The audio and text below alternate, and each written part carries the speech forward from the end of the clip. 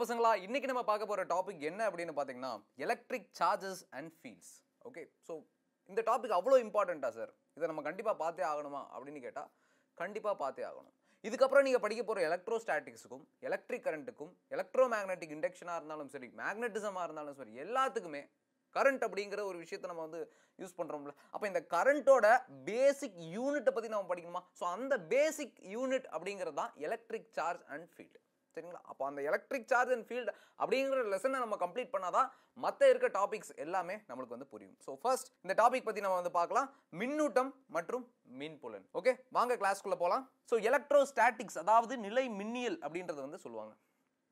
சரிங்களா? ஸோ நிலை மின்னியல் அப்படின்னா என்ன சார்? ஸோ இந்த நிலை மின்னியலோட தந்தை யாரு அப்படின்னு பார்த்தீங்க அப்படின்னா Charles Augustin de Coulomb. Coulomb அப்படிங்கிறது நம்ம எல்லாத்துக்குமே தெரியும், கூலும்ஸ் லா அப்படின்றதெல்லாம் நம்ம படிச்சிருப்போம். கரெக்ட்டுங்களா? ஸோ இந்த கூலும்ஸ் லாவை 1785ல வந்து இவர் கொண்டு வராரு. ஸோ பேசிக்காக அவர் என்ன சொல்றாரு அப்படின்னா ரெண்டு சார்ஜஸுக்கு இடையில இருக்க ஃபோர்ஸ். மேபி சில பேருக்கு சார்ஜஸ் என்னன்னு தெரியலன்னா ஒன்றும் பிரச்சனை இல்லை. சரிங்களா? ஸோ சார்ஜஸ் அப்படின்னா என்ன அப்படிங்கிறத இந்த வீடியோவில் நம்ம பார்க்கலாம். ஸோ பிஃபோர் தட் எலக்ட்ரோஸ்டாட்டிக்ஸ் அப்படின்னா என்ன சார்? எலக்ட்ரோனா என்ன, ஸ்டாட்டிக்ஸ்னா என்ன?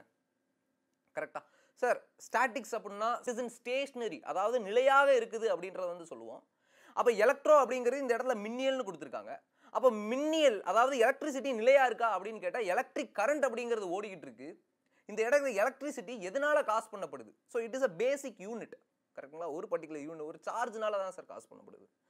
கரெக்டுங்களா? அப்போ அந்த சார்ஜ் நிலையாக இருக்கும்போது அது என்ன மாதிரி செயல்படுது, அது ரிலேட்டடா சில டாபிக்ஸையும் அதனால என்ன ஃபோர்ஸ் வந்து ஏற்படுது அப்படின்றத பற்றியும் இந்த கான்செப்ட்ல நம்ம பார்க்கலாம். ஸோ ஸ்டாட்டிக் அப்படின்னா என்ன அப்படின்னு பார்த்தீங்கன்னா எனிதிங் டஸ் நாட் மூவ், அதாவது டைமை பொறுத்து எது ஒன்று மூவ் பண்ணாமல் அதே இடத்துல இருக்கோ அதை தான் நம்ம ஸ்டாட்டிக் அப்படின்றத நம்ம வந்து சொல்கிறோம். சரிங்களா? அப்போ electrostatic deals with the study of forces, fields and potential arising from static charges. So static charge அப்படின்றது நிலையாக இருக்கக்கூடிய மின்னணுக்களால் என்ன மாதிரி விளைவு வந்து உண்டாகுது அப்படின்றத வந்துட்டு இந்த வீடியோவில் நம்ம பார்க்கலாம். சரிங்களா? ஸோ அப்போ எலக்ட்ரோஸ்டாட்டிக்ஸ் என்ன அப்படிங்கிறது உங்களுக்கு பேசிக்காக தெரிஞ்சிருக்கும். கரெக்டுங்களா? ஸோ எஸ், இப்போ எலக்ட்ரோஸ்டாட்டிக்ஸ் நம்ம பார்க்கறதுக்கு முன்னாடி எலக்ட்ரோ மேக்னட்டிசம் அப்படின்னா நம்ம என்னன்னு பார்க்கலாம். ஓகே, ஸோ நம்ம எல்லாருமே தரையில் நடந்துகிட்டு இருக்கோம். கரெக்டாக கிரிக்கெட் விளாட்றோம், எல்லாமே விளாட்றோம். ஸோ ஒரு விஷயத்தை புரிஞ்சுக்கோங்க, நம்மளுக்கும் இன்னொரு ஆப்ஜெக்ட்டுக்கும் ஏதோ ஒரு இன்ட்ராக்ஷன் நடக்குது. கரெக்டாக? அப்போ இந்த இன்ட்ராக்ஷன் எப்படி நடக்குது, எதனால் நடக்குது? சார் நான் சின்ன வயசில் படிச்சிருப்பேன், கெமிஸ்ட்ரியில் படிச்சிருப்பேன். என்ன படிச்சிருப்பேன் அப்படின்னா every object is made up of atoms அப்படிலாம் நான் படிச்சிருப்பேன்.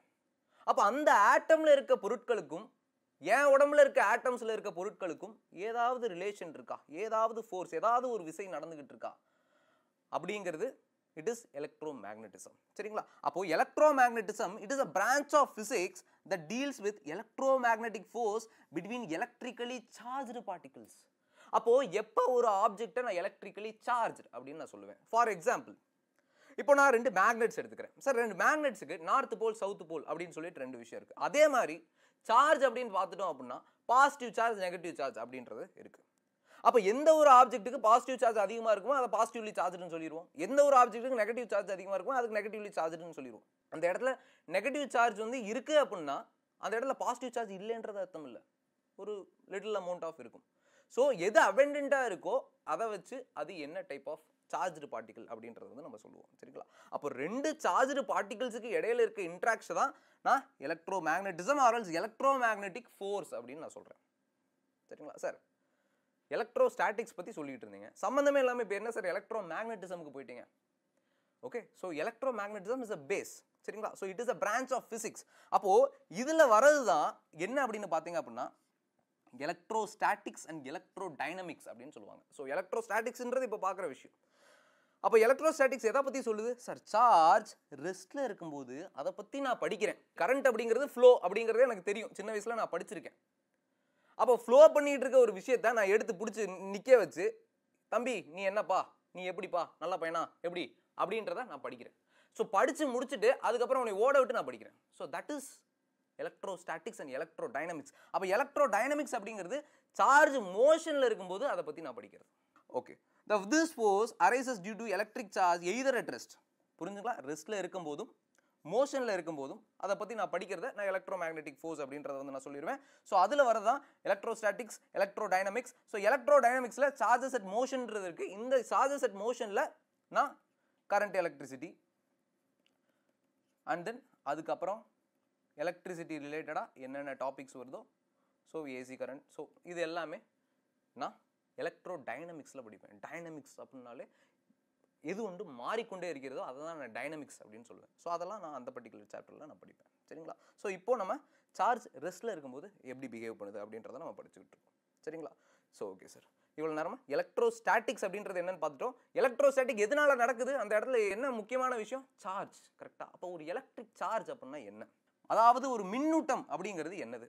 ஸோ எலக்ட்ரிக் சார்ஜ் அப்படிங்கிறது நம்ம வந்து நார்மலாக சொல்கிற மாதிரி சார் எலக்ட்ரிக் சார்ஜ் அப்படின்றது ஒரு டெஃபினேஷன் கிடையாது. It is a property. சரிங்களா? அது வந்து மேட்டரோட ஒரு property that causes it to experience of a force when near other electrically charged objects. அதுக்கு என்ன அர்த்தம் அப்படின்னா, எலக்ட்ரிக் சார்ஜ் அப்படிங்கிறது ஒரு மேட்டரோட ஒரு ப்ராப்பர்ட்டி, ஒரு பாடியோட ஒரு ப்ராப்பர்ட்டி. ஸோ இந்த ப்ராப்பர்ட்டி என்ன சொல்லுது அப்படின்னா, அந்த பர்டிகுலர் பாடி இன்னொரு பர்டிகுலர் பாடியை கிட்ட கொண்டு வரும்போது எப்படி ரியாக்ட் பண்ணுது, என்ன மாதிரி ரியாக்ட் பண்ணுது, அதை தான் நான் எலக்ட்ரிக் சார்ஜ் அப்படின்றத நான் சொல்லுவேன். சரிங்களா?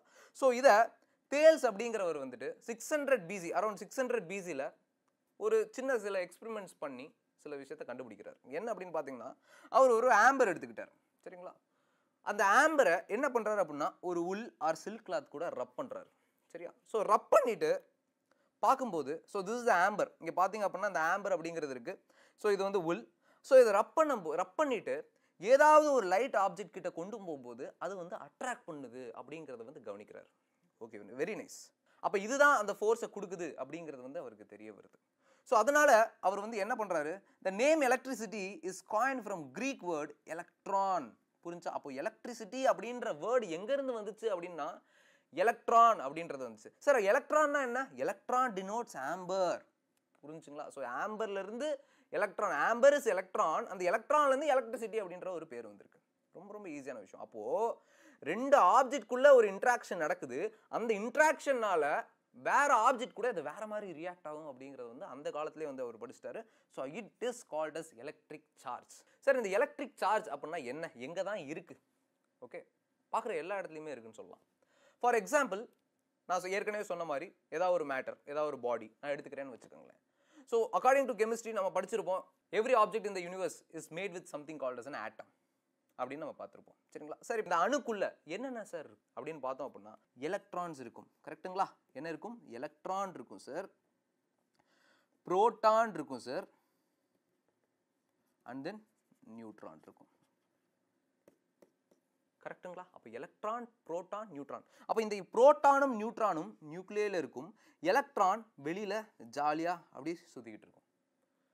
கரெக்டுங்களா?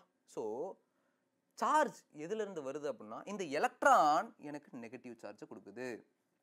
Electron negative charge, proton positive charge, neutron is neutral. புரிஞ்சுங்களா? So negative charge is electron, proton is positive and neutron is neutral. புரிஞ்சுங்களா? சரி சார். சார் இதுக்கு முன்னாடி எலக்ட்ரிக்கலி சார்ஜ்டு பார்ட்டிகல்ஸ் அப்படின்னு நீங்கள் சொன்னீங்களே, அப்போது இது என்னதான் சார்ஜ்? அப்போ எலக்ட்ரிக்கலி சார்ஜ்டு பார்ட்டிகல்ஸ் நான் எப்படி சொல்லுவேன்? அப்போ எலக்ட்ரிக்கலி சார்ஜ்டு பார்ட்டிகல்ஸ் ரெண்டாக பிரிக்கலாம். ஒன்று பாசிட்டிவ்லி சார்ஜ்டு பார்ட்டிகல்ஸ், இன்னொன்று நெகட்டிவ்லி சார்ஜ்டு பார்ட்டிகல்ஸ். எதை நீங்கள் பாசிட்டிவ்லி சார்ஜ்டுன்னு சொல்லுவீங்க, எதை நீங்கள் நெகட்டிவ்லி சார்ஜ்டுன்னு சொல்லுவீங்க? அப்போது எந்த ஒரு பாடியில் எனக்கு புரோட்டான்ஸ், அதாவது புரோட்டான்ஸ் அதிகமாக இருக்கும், புரோட்டான்ஸை நம்மளை என்ன சார்ஜில் டோனட் பண்ணோம், பாசிட்டிவ் சார்ஜில் டோனட் பண்ணோமா? அப்போ எந்த ஒரு பாடியில் புரோட்டானோட கவுண்ட் அதிகமாக இருக்கோ அதை நம்ம பாசிட்டிவ்லி சார்ஜ் அப்படின்னு நான் சொல்லலாம். சரிங்களா? அதுவே எலக்ட்ரான் அதிகமாக இருந்துச்சுன்னா அதை நான் நெகட்டிவ்லி சார்ஜ் அப்படின்னு சொல்லலாம். சார் ஓகே சார், இப்போது இவ்வளோ நேரம் இன்ட்ராக்ஷனை பற்றி பேசிக்கிட்டு இருந்தீங்களே, நான் மேக்னெட் பற்றி சொன்னேன், நார்த் போல் சவுத் போல் நான் சொன்னேன். அப்போ லைக் போல்ஸ், அதில் மேக்னெட்டில் வந்துட்டு நார்த்தும் வச்சா ரிப்பல் ஆகுன்றது தெரியும், சவுத்தும் வச்சா ரிப்பல் ஆகுன்றது எனக்கு தெரியும், நார்த்து வச்சா அட்ராக்ட் ஆகுன்றது எனக்கு தெரியும். கரெக்டுங்களா? அப்போ north and south attracts each other, which means unlike poles attract each other, like poles repel each other அப்படின்றத நம்ம பார்த்துட்டோம். சேம் கான்செப்ட் இங்கே. Positive ripple, negative ripple, positive negative attract. So இவ்வளோதான். சரிங்களா? ஓகே. அப்போ கான்செப்ட் ஆஃப் சார்ஜ், மின்னூட்டம் பற்றிய கருத்து. there are two types of forces between charges. ரெண்டு டைப்ஸ் ஆஃப் ஃபோர்ஸ் இருக்கு. One is attraction and one is repulsion. இவ்வளோதான் இருக்க முடியும். கரெக்டாக? ஒன்று வெறுக்க முடியும், இல்லைனா வான்னு சேர்த்துக்க முடியும். வேற ஏதாச்சும் பண்ண முடியுமா? எதுவும் பண்ண முடியாது. கரெக்டுங்களா? ஓகே. அப்போ ஃபோர்ஸ் ஆஃப் அட்ராக்ஷன் எப்போ நடக்கும் அப்படின்னா, when there is a negative charge that is interacting with the positive charge, அதாவது பாசிட்டிவ் சார்ஜ் நெகட்டிவ் சார்ஜ் சேரும்போது எப்படி சேருது அப்படின்னா ரெண்டுத்துக்கும் இடையில அட்ராக்ஷன் அப்படிங்கிறது இருக்கு. ஸோ ஃபோர்ஸ் ஆஃப் அட்ராக்ஷன் எதனால வருது? நெகட்டிவ் பாசிட்டிவ் இருந்தா there will be a force of attraction. இதே ரிப்பல்ஷன் அப்படின்னு பார்த்துக்கிட்டோம் அப்படின்னா sir positive positive like charges, negative negative like charges. So இந்த கேஸில் there will be a repulsion. நீ வேணாம் விலகி போயிரு, நீ என்னைய மாதிரியே இருக்கு, என்னைய மாதிரி இருக்கு, நான் உன்னை வச்சு நான் என்ன பண்ணுறது? ஸோ அந்த மாதிரி விலகி போயிடும். புரிஞ்சுங்களா? ஓகே. ஸோ இதில் சின்ன எக்ஸாம்பிள்ஸ் கொடுத்துருக்கேன் பாருங்க. Okay, repulsion positive positive ripple ஆகுது, நெகட்டிவ் நெகட்டிவ் ரிப்பல் ஆகுது, பாசிட்டிவ் நெகட்டிவ் அட்ராக்ட் ஆகுது, அண்ட் நியூட்ரலாகவும் ஒரு சில பாடிஸ் வந்துட்டு இருக்குது. சரிங்களா? ஸோ இதை ரிலேட்டடாக காமனாக ஒரு எக்ஸ்பிளைன் பண்ணுவாங்க. சரிங்களா? அது என்ன எக்ஸ்பிளைன் பார்க்கலாம் பாருங்கள். ஒரு சில்க் த்ரெட்டில் கிளாஸ் ராடை வைக்கிறாங்க, கிளாஸ் ராடை அட்டாச் பண்ணுறாங்க, இன்னொரு கிளாஸ் ராடை எடுத்துக்கிறாங்க. சரிங்களா? ஸோ இந்த glass rod it is positively charge. எப்படி சார் இது பாசிட்டிவ் இது நெகட்டிவ்னு சொல்கிறீங்கன்னா கொஞ்ச நேரத்தில் நம்ம பார்க்கலாம். ஸோ இந்த இடத்துல கிளாஸ் ராட் அப்படிங்கிறது பாசிட்டிவ்லி சார்ஜ், இன்னொரு glass rod which is also positively charge. நம்ம ஏற்கனவே பார்த்துட்டோம் பாசிட்டிவ் பாசிட்டிவ் ரிப்பல் பண்ணும். அப்போ நான் அதை பக்கத்தில் கொண்டு போகிறேன், இதை நான் ஏன் தொங்க விடுறேன் அப்படின்னா ஈஸியாக மூவ் ஆகிறதுக்காக. ஓகே, பக்கத்தில் கொண்டு போகிறேன், அப்போ there is a force of repulsion. புரிஞ்சுங்களா? அப்போ ரிப்பல் ஆகுது, மூவ் ஆகி அந்த சைடு போயிடுது, அட்ராக்ட் ஆகலை. இதுவே ஒரு plastic rod, plastic is negatively charge. நான் ஏற்கனவே சொன்ன மாதிரி அடுத்து பார்க்கலாம் எது பாசிட்டிவ் எது நெகட்டிவ், எப்படி சார் கண்டுபிடிக்கிறீங்க அப்படிங்கிறத நம்ம பார்க்கலாம். ஸோ பிளாஸ்டிக் கொண்டு வரேன், நெகட்டிவ்லி சார்ஜ் கொண்டு போகிறேன், எனக்கு ரிப்பல் ஆகுது மறுபடியும். சார் அப்போது கிளாஸ் அப்படிங்கிறது பாசிட்டிவ், பிளாஸ்டிக் அப்படிங்கிறது நெகட்டிவ். அப்போ இது ரெண்டுத்தையும் நான் கிட்ட கொண்டு வந்தால் என்ன சார் நடக்கும் அப்படின்னு பார்த்தோம் அப்படின்னா அட்ராக்ஷன் அப்படிங்கிறது ஒன்று நடக்கும். கரெக்டாக? ஸோ அதான் கிளாஸ் ராடை ஹேங் பண்ணுறாங்க, பிளாஸ்டிக் ராடை கிட்ட கொண்டு வராங்க, so that there is an attraction. Okay, attraction அப்படிங்கிறது வந்து அந்த இடத்துல நடக்குது. சரிங்களா? சரி சார். இப்போ என்ன புரிஞ்சு அப்படின்னா ரெண்டு ஆப்ஜெக்ட்ஸுக்கு இடையில ஒரு அட்ராக்ஷன் இருக்கு அப்படின்ற போது அது எதை டினோட் பண்ணுது அப்படின்னா அந்த இடத்துல பாசிட்டிவ் சார்ஜ், இந்த இடத்துல negative charge, which means unlike charges இருக்கு. ஸோ அதனால தேர் இஸ் அன் அட்ராக்ஷன் அப்படிங்கிறத நம்ம பார்த்துட்டோம். புரிஞ்சுங்களா சார்? இதெல்லாம் என்ன மாதிரி ஆப்ஜெக்ட்ல நடக்குது? எல்லா ஆப்ஜெக்ட்லையுமே இது நடக்குமா அப்படின்னு கேட்டால் அதுதான் கிடையாது. ரெண்டு டைப்ஸ் ஆஃப் ஆப்ஜெக்ட் இருக்கு, ஏன் மூணு டைப் ஆஃப் ஆப்ஜெக்ட் இருக்குன்னு சொல்லலாம். One is called as a conductor. Okay, based on conductivity நம்ம ஆப்ஜெக்ட்ஸை ஒரு மூணு விஷயமா பிரிக்கலாம். கண்டக்டிவிட்டினா என்ன? எது ஒன்று தம் மூலியமா கரண்ட்டை வந்து பாஸ் பண்ண விடுதோ அதுதான் கண்டக்டர் அப்படின்னு நம்ம சொல்லுவோம். ஃபார் எக்ஸாம்பிள் ஹீட் எடுத்துக்கிட்டோம் அப்படின்னா எது ஹீட்டை கண்டக்ட் பண்ணி இன்னொரு இடத்துக்கு கொண்டு போதா அதான் ஹீட்டோட கண்டக்டர் அப்படின்னு நான் சொல்லுவோம். இந்த இடத்துல எலக்ட்ரிக் கரண்ட் இருக்கிறதுனால கரண்ட் எது கண்டக்ட் பண்ணுதோ அதை கண்டக்டர்னு சொல்லுவோம். தன் வழியாக அதை போக விடுது அப்படின்னா அது கண்டக்டர். இன்சுலேட்டர் அப்படிங்கிறது தன் வழியாக போக விடாது. செமி கண்டக்டர் அப்படிங்கிறது it is between conductor and an insulator. புரிஞ்சுங்களா? அப்போ கண்டக்டர் அப்படின்னா என்னன்னு பார்க்கலாம். Those which allow electricity to pass through them easily are called as conductors. So they have electric charge, electron that are comparatively free to move inside the material. Metals, humans and animal bodies and earth are conductors. So நம்மளுமே சில நேரம் வந்து experience பண்ணியிருப்போம், சில நேரம் ஸ்விட்சில் கை வைக்கும்போது shock அடிக்கும். why? because we are a conductor. புரிஞ்சுங்களா? ஸோ இங்கே ஒரு சில கண்டக்டர்ஸ் நான் கொடுத்துருக்கேன் பாருங்க. Okay, so this is a copper wire, graphite, okay, silver, water, gold. So this are all conductors. இதெல்லாம் வந்து கடத்திகள் அப்படின்னு சொல்லுவாங்க. சார் இதெல்லாம் ஏன் கடத்துது, ஏன் கரண்ட்டை கடத்துது அப்படின்னு பார்த்தோம் அப்படின்னா இதில் ஒரு விஷயம் இருக்குது, ஃப்ரீ எலக்ட்ரான்ஸ் அப்படின்னு சொல்லிட்டு ஒரு சில விஷயங்கள் இருக்குது. ஸோ இந்த கீழே இருக்க டயக்ராம் பாருங்க. Okay, so this is a conductor. சரிங்களா? ஸோ அதுக்குள்ளே இந்த எலக்ட்ரான்ஸ் என்ன ஆகிட்டு இருக்கும் அப்படின்னா ஃப்ரீயாக அப்படி மூவ் ஆகிட்டு இருக்கும், ஃப்ரீயாக அப்படி மூவ் ஆகிட்டு இருக்கும். ஸோ நான் எப்போ ஒரு சோர்ஸ் ஆஃப் பொட்டன்ஷியல் டிஃப்ரென்ஸ் கொண்டு வரணும் அந்த டைம் அந்த எலக்ட்ரான்லாம் ஒரு திசையை நோக்கி போகும். ஸோ அதனால தான் எனக்கு எலக்ட்ரிக் கரண்ட் அப்படின்றது ப்ரொடியூஸ் ஆகுது. புரிஞ்சுங்களா? ஸோ இதுதான் கண்டக்டர். அப்போ கண்டக்டரில் எனக்கு இந்த எலக்ட்ரோஸ்டாட்டிக் ஃபோர்ஸ் அப்படின்றது இருக்குமா அப்படின்னு கேட்டால் இருக்காது. அது ஏன் அப்படின்றத இப்போ பார்க்கலாம். கண்டக்டர் பார்த்தாச்சு. அடுத்து என்னன்னு பார்த்தீங்கன்னா இன்சுலேட்டர். இன்சுலேட்டர் அப்படின்றத நம்ம ஏற்கனவே பார்த்துருப்போம். இன்சுலேட்டர் அப்படிங்கிறது எது ஒன்று தன் வழியாக கரண்ட்டை பாஸ் பண்ண விடலை, எது ஒன்று தன் வழியாக கரண்ட்டை வந்து பாஸ் பண்ண விடலையோ அதை தான் நான் இன்சுலேட்டர் அப்படின்னு நான் சொல்லுவேன். ஸோ இன்சுலேட்டருக்கு வந்து தமிழில் என்னென்னு பார்த்தீங்க அப்படின்னா மின்கடத்தா பொருட்கள் அப்படின்னு சொல்லுவாங்க. விச் மீன்ஸ் கரண்ட்டை அது வழியாக பாஸ் பண்ணவில்லை. ஸோ அதனால தான் அதை இன்சுலேட்டர் அப்படின்னு சொல்லுவாங்க. So most of the non metals like glass, plastic, nylon, wood offer high resistance. High resistance இருக்கிறனால it will not allow the electric current to pass through it. சரிங்களா? ஸோ அது வழியாக கரண்ட்டை வந்து பாஸ் பண்ண விடாது. ஸோ அதுக்கு தான் இங்கே சில எக்ஸாம்பிள்ஸ் இருக்குது. இந்த வுட்லாம் எடுத்துக்கிட்டோம் அப்படின்னா அதில் ஃப்ரீ எலக்ட்ரான்ஸே இருக்காது. சரிங்களா? ஸோ அதனால அது வழியாக எலக்ட்ரிக் கரண்ட் அப்படிங்கிறது பாஸ் ஆகாது. புரிஞ்சுங்களா சார்? அப்போது ஒரு பொருள் வழியா எலக்ட்ரிக் கரண்ட் பாஸ் ஆகல அப்படின்றப்போ அது கெயின் பண்ணியிருக்க எலக்ட்ரிக் சார்ஜ் எப்போ வேணாலும் லாஸ் பண்ணிடணுமா? கரெக்டா? இப்போ ஃபார் எக்ஸாம்பிள் 2 ஆப்ஜெக்ட் சொல்லிட்டேன். இந்த 2 ஆப்ஜெக்டை நான் கிட்ட கொண்டு வரேன். அப்போ கிட்ட கொண்டு வரும்போது இது ஒரு கண்டக்டரா இருக்கு அப்படின்னா அது வழியா அதுல இருக்க அந்த எலக்ட்ரிக் சார்ஜ் லாஸ் ஆயிருமா? எப்போ வேணாலும் லாஸ் ஆகுமா? அதான் இங்க கொடுத்துருக்காங்க பாருங்க. when some charge is transferred to a conductor, இப்போ ஒரு சில சார்ஜ் நான் கண்டக்டர் வழியா பாஸ் பண்ணும்போது it readily gets distributed over the entire surface of the conductor. அந்த கண்டக்டர் வழியா, which means அந்த கண்டக்டர் வழியா, அதாவது conductor is something which conducts electric current. கரெக்டா? இந்த இடத்துல சார்ஜை கண்டக்ட் பண்ணுது. அப்ப சார்ஜை கண்டக்ட் பண்ணுது அப்படின்னா அதை கண்டக்ட் பண்ணி என்ன பண்ணும்? மொத்த சர்ஃபேஸுக்கும் அது பரப்பி விட்டுரும். கரெக்டா? அப்ப அந்த ஒரு பர்டிகுலர் சர்ஃபேஸ்ல எனக்கு டிசைர்டான ரிசல்ட் வந்து கிடைக்காது. இதுவே நான் இன்சுலேட்டர்ஸ் அப்படின்றத எடுத்துக்கிட்டேன் அப்படின்னா இது கண்டக்டே பண்ணாது. புரிஞ்சுக்கலாம்? இன்சுலேட்டர்ஸ் எடுத்துக்கிட்டேன் அப்படின்னா இது கண்டக்டே பண்ணாது. அப்போ என்ன பண்ணும்? ஒரு பர்டிகுலர் இடத்துக்கு நான் சார்ஜ் கொடுக்குறேன்னா அது அப்படியே ஸ்டேபிளாக வச்சிருக்கும். புரிஞ்சுங்களா? அப்போ நான் அதோட ஆப்போசிட் சார்ஜ் கொண்டு போகும்போது என்ன ஆகும்? ஃபார் எக்ஸாம்பிள் பாசிட்டிவ் சார்ஜ் வந்து அந்த இன்சுலேட்டர் மேலே பட்டுருச்சுன்னு வச்சுக்கோங்க. அப்போ there are 3 methods of charging insulator. அது என்னன்றதை பார்க்கலாம். சரிங்களா? அப்போது நான் ஒரு இன்சுலேட்டரை நான் பாசிட்டிவ்லி சார்ஜ் ஆகிறேன், விச் மீன்ஸ் நான் அதை எக்ஸஸ் ஆஃப் ப்ரோட்டான்ஸ் வந்து இருக்கிற மாதிரி பண்ணுறேன். அப்போ நான் இங்கேருந்து ஒரு நெகட்டிவ் சார்ஜான பாடியை கொண்டு போகிறேன் அப்படின்னா அதை அட்ராக்ட் பண்ணும். பாசிட்டிவ் சார்ஜான பாடியை கொண்டு போகிறேன் அப்படின்னா ரிப்பிள் பண்ணும். அப்போது இந்த repelling and attracting property it will happen only for the insulators. புரிஞ்சா? அது என்னென்ன மாதிரி எப்படி இதெல்லாம் நடக்குது அப்படிங்கிறத நம்ம பார்க்கலாம். So methods of charging insulators, என்னென்ன மெத்தடில் நான் இன்சுலேட்டரை சார்ஜ் பண்ணலாம். ஃபார் எக்ஸாம்பிள் இந்த கிளாஸ் அப்படிங்கிறத எடுத்தோம். கிளாஸ் அப்படிங்கிறது பாசிட்டிவ்லி சார்ஜ் அப்படின்னு தெரிஞ்சு. So glass is a insulator. அப்போ அந்த கிளாஸை எப்படி பாசிட்டிவாக சார்ஜ் பண்ணுறாங்க? ஓகே, சில மெட்டீரியல்ஸுக்கு அதோட ப்ராப்பர்ட்டிஸை இட் இஸ் பாசிட்டிவ்லி சார்ஜாக இருக்கும். ஸோ அந்த மெட்டீரியல்ஸ் எப்படி பாசிட்டிவ்லி சார்ஜ் பண்ணுறாங்க ஸோ அப்படிங்கிறத நம்ம பார்க்கலாம். பாருங்க, காப்பான்களை மின்னூட்டம் செய்யும் முறைகள். என்னென்ன முறையில் நம்ம இன்சுலேட்டர்ஸை சார்ஜ் பண்ணலாம்? ஓகே, ஸோ இந்த இடத்துல ஒரு 3 மெத்தட்ஸ் கொடுத்துருக்காங்க. என்ன அப்படின்னு பார்த்தீங்க அப்படின்னா charging by friction or else it is triboelectric effect அப்படின்னு வந்து சொல்லுவாங்க. Charging by induction, charging by conduction. சரியா? ஸோ சார்ஜிங் பை ஃப்ரிக்ஷன் என்னன்னா உராய்வு. அப்போ உராய்வு மூலியமா சார்ஜ் பாஸ் ஆகுமான்னு கேட்டால் பாஸ் ஆகும். எப்படின்றத பார்க்கலாம். So charging by friction triboelectric effect. Okay, so triboelectric effect அப்படின்னா என்ன அப்படின்னு பார்த்தோம் அப்படின்னா it is also known as charging by friction is a process by which certain materials become electrically charged when they are rubbed together. During this interaction, electrons are transferred from one material to another due to the difference in the electron affinity. ரொம்ப முக்கியமான விஷயம். சரியா? எப்போ transfer ஆகுது? electrons are transferred from one material to another due to the difference in their electron affinity. What is electron affinity? Electron affinity அப்படின்றது என்னன்னா the tendency to lose or gain electrons. புரிஞ்சா? அதாவது நான் இங்கே இருக்கேன்.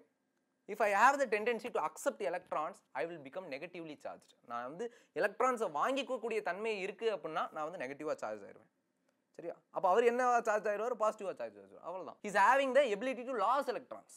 புரிஞ்சா? அவருக்கு வந்துட்டு எலக்ட்ரான்ஸ் வந்து லாஸ் பண்ணுற எபிலிட்டி இருக்குது. அப்போ லாஸ் பண்ணிவிட்டு அவர் பாசிட்டிவ்லி சார்ஜ் ஆயிடுவார், நான் நெகட்டிவ்லி சார்ஜ் ஆயிடுவேன். So that is the thing, simple. ஸோ எப்போ உராய்வு நடக்கும்போது. சரியா? Charging by friction. Okay, so அதுக்கு ஒரு சில எக்ஸாம்பிள்ஸ் கொடுத்துருக்காங்க பாருங்க. Rubbing a balloon on the hair. Okay, எப்படி சார் ரப் பண்ணால் என்ன சார் ஆகும்? அப்போ ஹேரில் என்ன இருக்குது, எனக்கு பலூனில் என்ன இருக்குது அப்படின்றத பார்த்தோம் அப்படின்னா, ஸோ இந்த இடத்துல ஒரு டயக்ராம் கொடுத்துருக்கேன் பாருங்கள். பலூனை நான் ஹேரில் ரப் பண்ணும்போது என்ன ஆகுது அப்படின்னா ஹேர் அப்படிங்கிறது எலக்ட்ரான்ஸை லாஸ் பண்ணுது. ஸோ எலக்ட்ரான்ஸை லாஸ் பண்ணுறது மூலியமா எலக்ட்ரான் ஒரு இடத்துல அதிகமாக இருந்துச்சு அப்படின்னா இட் இஸ் நெகட்டிவ்லி சார்ஜ் அப்படிங்கிறத நான் சொல்லிட்டேன். அப்போ பலூன் இஸ் நெகட்டிவ்லி சார்ஜ். அப்போ ஹேர் என்னவாகும்? ஹேர் எலக்ட்ரானை லாஸ் பண்ணியிருக்கு because of its electron affinity. புரிஞ்சுங்களா? ஸோ அதனால எலக்ட்ரான்ஸ் லாஸ் பண்ணிருச்சு.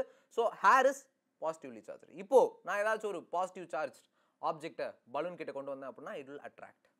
ஓகேங்களா? ஸோ இதுதான் சார்ஜிங் பை ஃப்ரிக்ஷன். அதுக்கு இன்னொரு சில எக்ஸாம்பிள்ஸ் கொடுத்துருப்பாங்க. Walking on the carpet. கார்பெட்டில் வாக் பண்ணும்போது என்னுடைய பாடி கிரவுண்டில் there will be lots of கோடிக்கணக்கான எனக்கு கோடியில் அதை விட அதிகமான ப்ரோட்டான்ஸ், நியூட்ரான்ஸ் அண்ட் எலக்ட்ரான்ஸ் இருக்கும். பாசிட்டிவ்லி சார்ஜ், நெகட்டிவ்லி சார்ஜ் எல்லாமே இருக்கும்.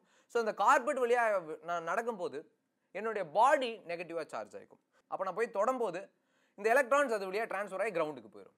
கரெக்டாக? அப்போ எனக்கு ஒரு சின்னதாக ஒரு ஷாக் வந்து நடக்கும். சரிங்களா? ஸோ அதான் வாக்கிங் ஆன் த கார்பெட் அப்படிங்கிறது. It is also an example of electrostatic force. Okay, and then rubbing a glass rod with silk. Okay, நம்ம ஏற்கனவே பார்த்துருக்கோம். கரெக்டாக? ஸோ ஒரு கிளாஸ் ராடை சில்கில் ரப் பண்ணும்போது எனக்கு கிளாஸ் ராட்ல இருக்க அந்த எலக்ட்ரான்ஸ், கிளாஸ் அப்படிங்கிறது என்னது? It has the ability to loss electrons அப்படிங்கிறதுனால எலக்ட்ரான்ஸை எனக்கு அந்த சில்க்குக்கு கொடுத்துரும். So that it becomes positively charged. புரிஞ்சுங்களா? So this is charging by friction. So இப்போ சார் இதெல்லாம் நெகட்டிவ்லி சார்ஜ், இதெல்லாமே பாசிட்டிவ்லி சார்ஜ்னு எப்படி சொல்றீங்க? ஓகே, ஸோ இந்த இடத்துல ட்ரைபோ எலக்ட்ரிக் எஃபெக்ட்னு ஒன்று பார்த்தோமா, அதே மாதிரி ட்ரைபோ எலக்ட்ரிக் சீரீஸ் அப்படின்றது ஒன்று இருக்கு. ஸோ இது ஒன்றும் இல்லை, it is a rank of materials based on their tendency to gain or loss electrons. So it is a set of series. Okay, இது ரேங்க்ஸ் இருக்கும். ஸோ இந்த ரேங்க்ல என்ன இருக்குன்னா டாப்ல பாசிட்டிவ்லி சார்ஜ்டு திங்ஸ் இருக்கும், அப்படியே போக போக போக போக போக அப்படியே கீழே வரும்போது நெகட்டிவ்லி சார்ஜா ஆகிட்டே வரும். புரிஞ்சுங்களா? ஸோ இதில் டாப்ல பார்த்தீங்க அப்படின்னா ஹேர் இப்போ தான் பார்த்தோம் கரெக்டா, it has the tendency to loss electrons, which means அந்த ஹேர் அப்படிங்கிறது it can be easily converted to positively charge thing. சரிங்களா? ஸோ அதனால hair is in the top of the series, so it is positive. சரிங்களா? அதே கீழே வந்துட்டீங்க அப்படின்னா Teflon, acrylic, so இது எல்லாமே நெகட்டிவ்லி சார்ஜ்டு பாடிஸ். கிளியரா? ஸோ இதுதான் சார்ஜிங் பை ஃப்ரிக்ஷன். ஸோ எப்படி ஒரு ஆப்ஜெக்ட் பாசிட்டிவ்லி சார்ஜா நெகட்டிவ்லி சார்ஜா, it is based on the triboelectric series. அதை பார்த்தீங்கன்னா உங்களுக்கு ஒரு ஐடியா கிடைக்கும். ஸோ அடுத்தது பார்த்தீங்க அப்படின்னா சார்ஜிங் பை இண்டக்ஷன், அதாவது தூண்டல் மூலம் மின்னோட்டம். சார் ஒரு விஷயத்தை தூண்டுறது மூலியமாலாம் மின்னூட்டம் கொண்டு வர முடியுமானா கண்டிப்பாக கொண்டு வர முடியும். சரிங்களா? அதான் சார்ஜிங் பை இண்டக்ஷன் அப்படின்னு சொல்லுவாங்க. So by bringing a charged object near an insulator, ஒரு இன்சுலேட்டர் கிட்ட, ஓகே, இன்சுலேட்டருக்குள்ள பாசிட்டிவ் சார்ஜ் இருக்கும், நெகட்டிவ் சார்ஜ் இருக்கும். சரியா? அந்த இன்சுலேட்டர் கிட்ட ஒரு சார்ஜ்டு ஆப்ஜெக்டை நான் கொண்டு வரேன், சார்ஜ்டு பாடியை நான் கொண்டு வரேன். ஓகே, ஸோ நம்ம ஏற்கனவே பார்த்துட்டோம் positive positive ripple, positive negative attract. Okay, so இது ஒரு நெகட்டிவ்லி சார்ஜ்டு ஆப்ஜெக்ட். ஸோ இது வந்துட்டு ஒரு இன்சுலேட்டர். கரெக்டாக நான் இன்சுலேட்டர் ஏற்கனவே சொன்னேன், இன்சுலேட்டரில் பாசிட்டிவ் அண்ட் நெகட்டிவ் சார்ஜஸ் வந்து இருக்கும். ஓகே, அப்போ இந்த நெகட்டிவ்லி சார்ஜ்டு ஆப்ஜெக்டை இந்த இன்சுலேட்டர் கிட்ட நான் கொண்டு வரும்போது எனக்கு என்ன ஆகும் அப்படின்னா there will be a polarization. Polarization அப்படின்னா என்ன அப்படின்னா இந்த இடத்துல இது நெகட்டிவ்லி சார்ஜா, கரெக்டாக? அப்போ நெகட்டிவ் எதை அட்ராக்ட் பண்ணும்? பாசிட்டிவ் அட்ராக்ட் பண்ணுமா? அப்போ எதை ரிப்பல் பண்ணும்? நெகட்டிவ் ரிப்பல் பண்ணுமா? அப்போது எனக்கு நெகட்டிவ்லி சார்ஜ்டு ஆப்ஜெக்டை ஒரு இன்சுலேட்டர் கிட்ட நான் கொண்டு வரும்போது இந்த பர்டிகுலர் ஆப்ஜெக்ட், இந்த பர்டிகுலர் இன்சுலேட்டருக்குள்ள இருக்க அந்த நெகட்டிவ் சார்ஜ் இருக்கு இல்லையா, ஓகே, நெகட்டிவ் நெகட்டிவ் ரிப்பல் ஆகும் இல்லையா, அப்போ ரிப்பல் ஆகி இது ஒரு சைடு போயிடும், எனக்கு பாசிட்டிவ் சார்ஜ் ஒரு சைடு வந்துடும். ஸோ இதுக்கு பேர் தான் போலரைசேஷன் அப்படின்னு வந்து சொல்லுவாங்க. சரியா? அப்போ the side of the insulator closest to the charged objects develop an opposite charge. எந்த பர்டிகுலர் சார்ஜ்டு ஆப்ஜெக்டை அந்த இன்சுலேட்டர் கிட்ட கொண்டு வரமோ அந்த பர்டிகுலர் சார்ஜ்டு ஆப்ஜெக்ட்டுக்கு ஆப்போசிட்டான சார்ஜ் அந்த இடத்துல வந்துட்டு இன்டியூஸ் ஆகும். ஸோ இதுதான் சார்ஜிங் பை இண்டக்ஷன் அப்படின்றது வந்து சொல்லுவாங்க. ஒரு பியூட்டிஃபுல்லான டயக்ராமில் உங்களுக்கு வந்து நான் கொடுத்துருப்பேன். சரிங்களா? அடுத்தது charging by conduction. Okay, induction அப்படின்னா தூண்டுறது மூலியமா, கண்டக்ஷன் அப்படின்னா தோன்றது மூலியமா, அவ்வளோதான், சிம்பிள். அப்போ direct contact with charged object எனக்கு என்ன ஆகும் அப்படின்னா நான் டைரக்டாக அந்த சார்ஜ்டு ஆப்ஜெக்ட் வந்து அந்த இன்சுலேட்டர் நான் தொடறது மூலியமா என்கிட்ட இருக்கக்கூடிய சில சார்ஜஸ் அதுக்குள்ள போயிடும். சரியா? For some types of insulators you can transfer a charge by direct contact with charged object. Okay, so that is how this charge has been transferred அப்படின்னு நம்ம சொல்லலாம். சரிங்களா? so that is called as conduction அப்படின்னு வந்து சொல்லுவாங்க.